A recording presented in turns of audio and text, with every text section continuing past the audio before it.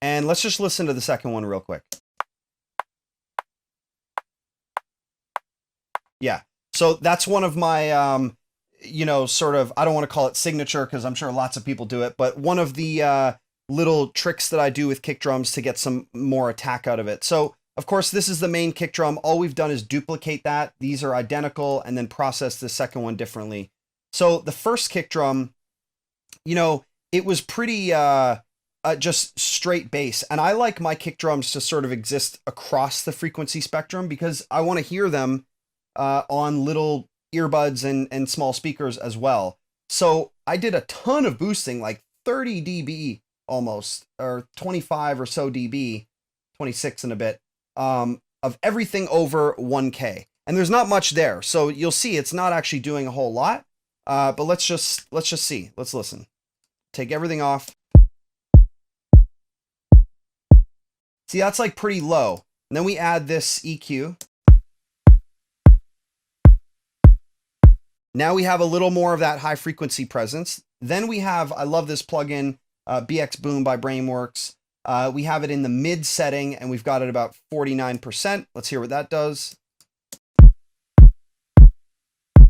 So a lot thumpier, right? Let me take it off again.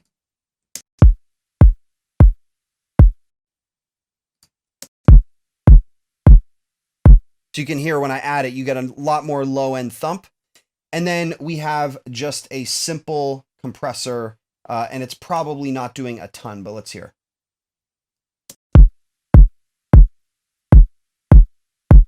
So what are we doing there? We're getting about 5 dB of compression, adding a little bit of punch here. The attack is sort of medium. The release is medium, nothing too crazy. And we pulled the mix down, so there's a bit of parallel stuff going on. But for the most part, you know, it's nothing crazy. It's a 3 ratio, and you know, the threshold is low enough to get about 5 dB of compression. So that's the main kick.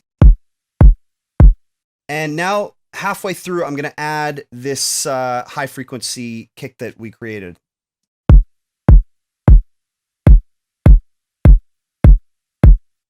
So you'll hear that high frequency really helps cut through.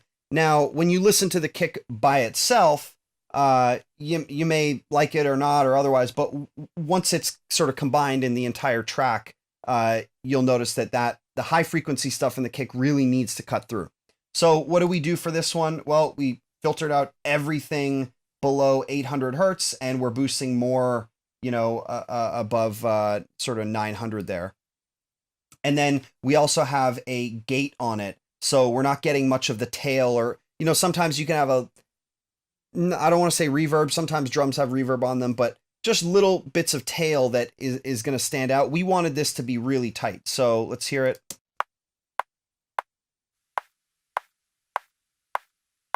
See, when I take that gate off, you're hearing more of that sort of the tail at the end of it. So now we're just getting that little like click, which is what we wanted. All right, cool. That's the kick drum. Moving on.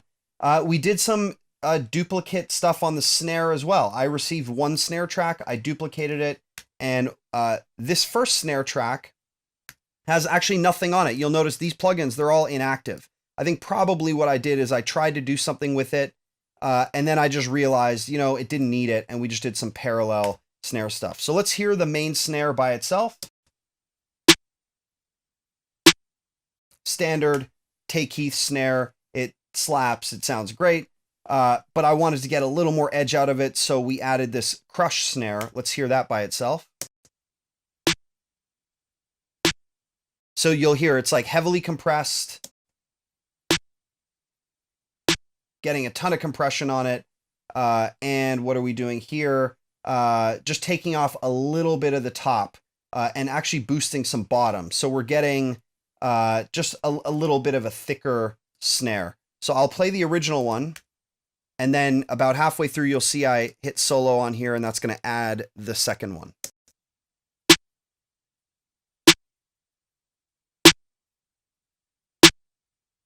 It's subtle, but it just fills it in enough. And again, in the context of the whole mix, those little things matter. Okay, moving on. Hi-hat. Hi,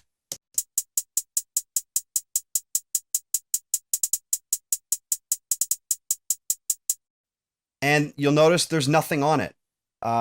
When something is produced well, you don't have to muck around too much. So nothing on the hi-hat, simple pattern, just basic trap hi-hat. We like it.